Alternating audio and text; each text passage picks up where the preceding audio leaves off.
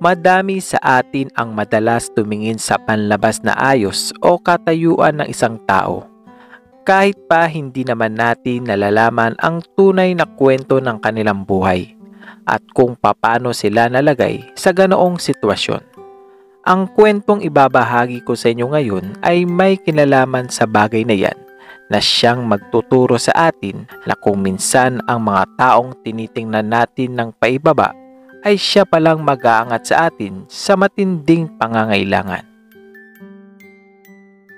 Ito ay kwento ni Nancy na nagtatrabaho bilang janitress sa isang construction firm's office. Madalas ay hindi siya pinapansin at tinatawanan lamang ng ilang staff sa kanyang trabaho. Hindi din siya nagsasalita at walang kinakaibigan na kahit sino dahil ayaw niya di umano na makaabala sa iba lalo na sa oras ng kanilang gawain. Gayunpaman ay walang masabi ang kanilang amo na si Clark kay Nancy dahil kahit tahimik man at hindi mahilig makibagay sa iba ay ginagawa naman ito ng maayos ang kanyang trabaho. At dahil din kay Nancy, kaya napapanatiling malinis ang kanyang opisina. Hanggang isang araw ay hindi niya inaasahang mapakinggan ang isang pag-uusap kung saan naaktuan niya ang tila hindi magandang pag-uusap ng kanyang boss at ng sekretary nito.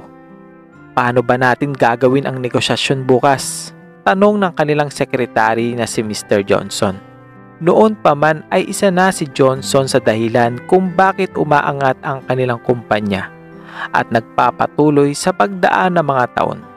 Si Clark ay naggalit dahil ang importanteng negosyasyon niya sa mga representatives ng isang Chinese company na naiplano na para sa susunod na araw ay maaaring makansel ng biglaan dahil ang kanyang interpreter na si Angie na siyang inaasahan niyang kakausap sa mga Chinese na yun ay kailangan ma-admit sa hospital kinabukasan din. Sir, wala na po tayong magagawa. Siguro kumuha na lang po tayo na pwedeng maging interpreter nyo po sa labas ng kumpanya. Pwede naman po akong tumawag sa isang translation agency. Hindi maaari yun. May nadidinig na akong hindi maganda sa mga translation agency na yan. Ayon sa mga kapartner ko sa negosyo, ay hindi sila makapag-translate na maayos at akma sa dapat nilang sabihin. Kaya tiyak na lalo lamang mapapasama ang ating kumpanya kung aasa tayo sa kanila. Kung sana'y simpleng lengguwahe lamang yun, ay wala sanang problema. Kahit French or Spanish man lang sana. Pero Chinese, bibihira lamang sa ating bansa ang eksperto pagdating sa lengguwahe na yan. May pag-alalang wika ni Clark. Sa kabilang banda naman, si Nancy na hindi sinasadyang mapakinggan ang lahat ng kanilang pinag-uusapan ay lumapit sa kanila ng tahimik. Oh, bakit Nancy? Tapos ka na ba maglinis? Pagtatakang tanong ng kanyang boss. Opo boss, tapos na po ako maglinis pero hindi naman po yan ang gusto kong sabihin kaya po ako lumapit dito. Gusto ko lang po sanang sabihin na kung kinakailangan nyo po ng interpreter ay kaya ko po kayong matulungan. Napangiti naman si Clark na mga sandaling iyon at minaliit ito. Talaga ba? Ano naman ang gagawin mo doon, Aber?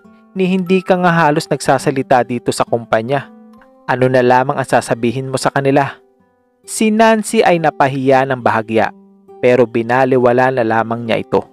Hindi sir, alam na alam ko po ang lengguwaheng yon at tinitiyak ko po na makakatulong ako sa inyo. Matapang at seryosong wika ni Nancy. Ang sekretary at ang kanyang boss ay nagkatinginan at nag-isip. Dito inabutan ni Clark si Nancy ng isang kontrata na nakasulat sa Chinese para ito masubukan. O yan, basahin mo nga yan sa amin ngayon ng malakas. At dito ay namangha ang dalawa dahil maayos at pulidong nababasa ni Nancy ang lahat na nakasaad sa kontrata, kung saan itinatama pa nga niya ang ilang text errors nito. Talagang natigilan at nabigla ang dalawa. Nancy, paano ka naging ganyan kagaling sa ganyang salita? At saka bakit ka nag-apply bilang janitress lamang? Kung pwede ka naman pala mag-apply bilang isang interpreter. Pagtatanong ni Clark dito. Si Nancy naman ay napangiti na lamang ng mga sandaling iyon. Gayunpaman ay pinag-iisipan pa din itong maigi ni Clark. Hanggang sa napagdesisyonan niyang wala na din siyang ibang pagpipilian pa. Kaya kahit alanganin man ay pumayag na din siya na si Nancy ang pumalit muna kay Angie bilang interpreter ng kumpanya habang wala ito. O siya, sige Nancy, pagkakataon mo na ito para patunayan ang sarili mo sa amin. Ikaw na ang aatasan ko makipag-usap sa mga Chinese representatives sa susunod na araw. Sa ngayon ay tapusin mo muna ang iyong trabaho. Pagkatapos ay papasamahan naman kita dito kay Johnson para makapamili ka ng bago at maayos na kasuotan. Siyempre, hindi mo naman siguro balak kausapin ang mga kamiting mo na suot-suot yung panlinis mo na damit. Nakangiting wika nito kay Nancy. Nang mga sandaling iyon ay hindi na sumagot pa si Nancy, kundi tumungo at ngumiti na lamang bago tuluyang bumalik sa kanyang trabaho. At kagaya ng sinabi sa kanya, ay sinamahan naman agad siya ni Mr. Johnson sa isang magarang clothing store para mabilhan siya ng maayos na kasuotan. At dahil maganda naman ang hubog ng katawan ni Nancy, ay hindi na nahirapan pa ang sales assistant na mahanapan ito ng kasuotan na nababagay sa kanya. Hanep pa, ang ganda-ganda pala ng mga janitress natin sa kumpanya. Wika ni Mr. Johnson nang makita nito si Nancy na suot ang kasuotan na ipinasukat sa kanya ng sales assistant. Matapos iyon ay hinatid na siya pauwi ni Mr. Johnson at doon nalaman niya na nangungupahan lamang pala si Nancy sa isang apartment. Kinabukasan ay maagang pumasok si Nancy sa trabaho, suot ang bago niyang kasuotan. Nag-ayos din siya at nagpaganda bago umalis. Sa katunayan ay halos 1 oras siyang nagbabad sa salamin para lamang ayusan ang kanyang sarili. Nang araw na iyon ay hindi naman maiwasan ni Clark na hindi kabahan, lalo na't malaking deal ang mawawala sa kanya sa kaunting pagkakamali lamang. Pero gaya ng inaasahan ay naging maayos ang lahat. Ang negosasyon nila sa mga Chinese representatives ay kanilang naipasa at napabilid din ang mga Chinese kay Nancy dahil sa pagiging mahusay nito sa kanilang lengguwahe. Maraming salamat Nancy. Mas higit pa sa inaasahan ko ang nagawa mo. Ang galing mo. Ba't hindi ka na lang umalis bilang tagalinis at lumagay ka na lamang sa mas mataas na posisyon dito sa ating kumpanya? Nakangiting wika ni Clark kay Nancy. Naku, maraming salamat din Sir Clark. Magiging maganda nga po sana kung ganun. Ganun naman pala eh. Kunin mo na yung mga dokumento mo at diploma. At pag-uusapan na natin ngayon din yan. Agad-agad ay hihire kita bilang aking full-time translator. Si Nancy naman ay sumagot na wala pa itong hawak na kahit na anong dokumento niya. Pwede mo naman siguro isunod na lang. Total sa tingin ko ay hindi naman importante yan sa ngayon. Lalo na sa laki na naitulong mo sa akin. Wika ni Mr. Clark bago tuluyang umuwi si Nancy para magpahinga. Lingid sa kaalaman nito ay inatasan pala ni Clark si Johnson na matyaga nito si Nancy para alamin kung bakit naging maabilidad ito at may alam sa ganong klaseng mga bagay. Sinang-ayunan naman ito ni Mr. Johnson pero sa hindi nitong malamang kadahilanan ay naaakit na din siya kay Nancy. Kaya maging siya ay nais din itong makilala ng mabuti. Napakalaki kasi ng pinagkaiba ngayon ni Nancy. Ang dating walang ayos, hindi nagsasalita at nakapanlinis na kasuotang si Nancy ay isa ng napakaganda at sexing dalaga na nakamagarang kasuotan. Halos 1 linggo din ang lumipas bago tuluyang mahanap ang mga detalye na nais nitong malaman patungkol kay Nancy. At matapos maipile ito para maging isang dokumento ay agad na ito pinasa ni Mr. Johnson kay Clark na may ngiti. Ayan na po Sir Clark, ayan na ang lahat ng nakalap ko tungkol kay Nancy. Mas maganda po sana ay ipatawag niyo siya nang sa gayon ay mas malinawan ka sir sa ibang mga nakasaad dyan. Pagpapayo ni Johnson sa kanya. At yun nga ang nangyari. Dito walang nagawa si Nancy kundi ibahagi na lamang ang kanyang istorya kay Clark. Dito napag-alaman niya na ang dati pala niyang tagalinis na si Nancy ay si Nancy White anak ng isang multi-millionaire na businessman na noon ay nawala ng isang asawa dahil sa naging komplikado nitong panganganak. Gayunpaman ay maayos naman isinilang ang babae niyang anak. Naging mahirap para sa ama ni Nancy noon ang pagkawala ng kanyang ina. Sa katunayan ay inabot ito ng higit sa 6 na buwan para labanan ang depresyon na kanyang nararamdaman. Sa kabila ng lahat ay napalaki pa rin si Nancy ng kanyang ama bilang isang matalino, maayos at magalang na babae dahil sa tulong na din ng personal na tagapag-alaga nito na si Mrs. Reynolds. Maayos na sana ang lahat nang biglang isang araw ay may inuwi ang ama ni Nancy na isang babae na bago nitong karelasyon. Isang babae na nahahawig sa kanyang yumaong ina. Ang pangalan ng babaeng iyon ay si Amanda. At doon na nga nagbago ang lahat. Tila naging mailap at palaging pinag-iinitan si Nancy ng kanyang madrasta noong bata pa lamang siya. Habang tumatagal noon ay napapansin din niya na ang nais lamang ni Amanda ay ang pera ng kanyang ama. Kaya nung nagdalaga na si Nancy ay napilitan na ang kanyang ama na dalhin siya sa isang boarding school sa England. Ayon din sa kagustuhan ni Amanda. Ito ay para mawala sa eksena at mga plano niya si Nancy at ang tagapag-alaga nito ng sabay.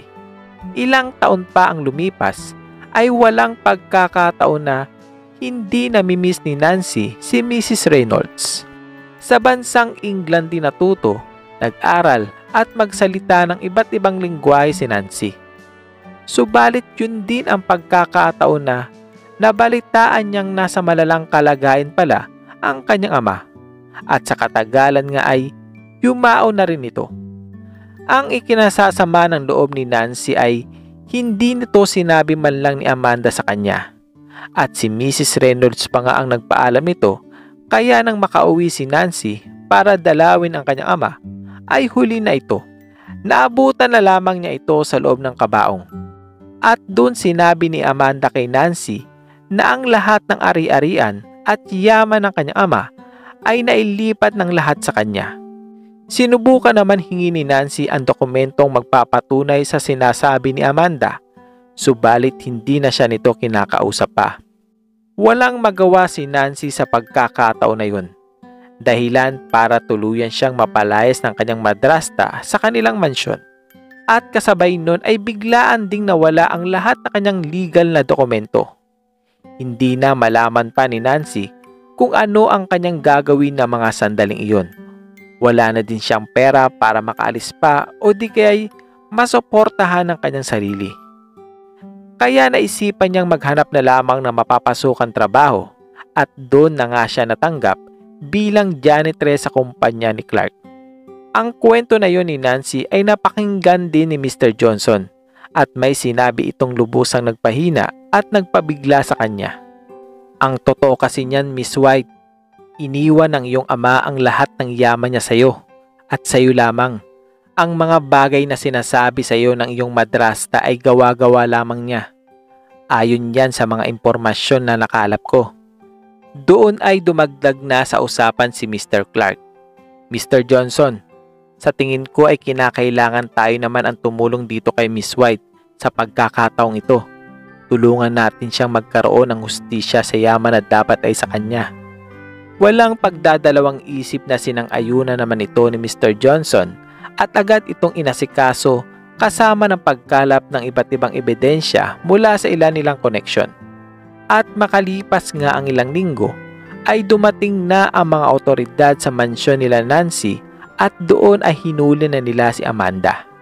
Doon lalaman niya na pinapatira din pala ng kanyang madrasta ang karelasyon nitong lalaki sa kanilang mansyon. At may relasyon na pala sila dati pa kahit panong nabubuhay pa ang kanyang ama na mas lalong nagpalaki ng kanyang galit dito. Ngayon ay nagiging maayos na ang lahat at nakuha na din ni Nancy ang hustisya para sa kanya. At doon nagkita muli sila ng kanyang dating tagapag-alaga na si Mrs. Reynolds. At sa muli nilang pagkikita ay halos maiyak sila sa sobrang saya na kanilang nararamdaman na halos hindi na nila mapigilan ang kanilang sarili na yakapin ng mahigpit ang isa't isa dahil sa kanilang pagkasabik. Sila ay magkasama na ngayon na naninirahan sa kanilang mansyon. Doon din nagkaroon na ng pagkakataon si Johnson na ligawan si Nancy. At dahil na din sa kabutihan ni Johnson, ay mabilis din sila nakapagpalagay ng loob hanggang maging sila na ng tuluyan. At doon na nagsimula ang malambing na pagsasamahan ng dalawa. Ano ang masasabi nyo sa kwentong ito? Minsan talaga, may sitwasyon sa ating buhay na ang mga taong minamaliit natin ay ang siya palang taong tutulong sa atin sa oras ng ating matinding pangangailangan. Hindi naman natin mahuhusgahan ang pinagmulan o totoong kwento ng isang tao dahil lamang sa kung ano yung nakikita. Sana ay nagustuhan nyo ang kwentong ito at sana ay samahan pa kaming muli sa iba pang kwento na ihahatid sa inyo na hindi lamang magbibigay sa inyo ng aral at inspirasyon kundi kukurot din sa inyong mga puso. Maraming salamat po.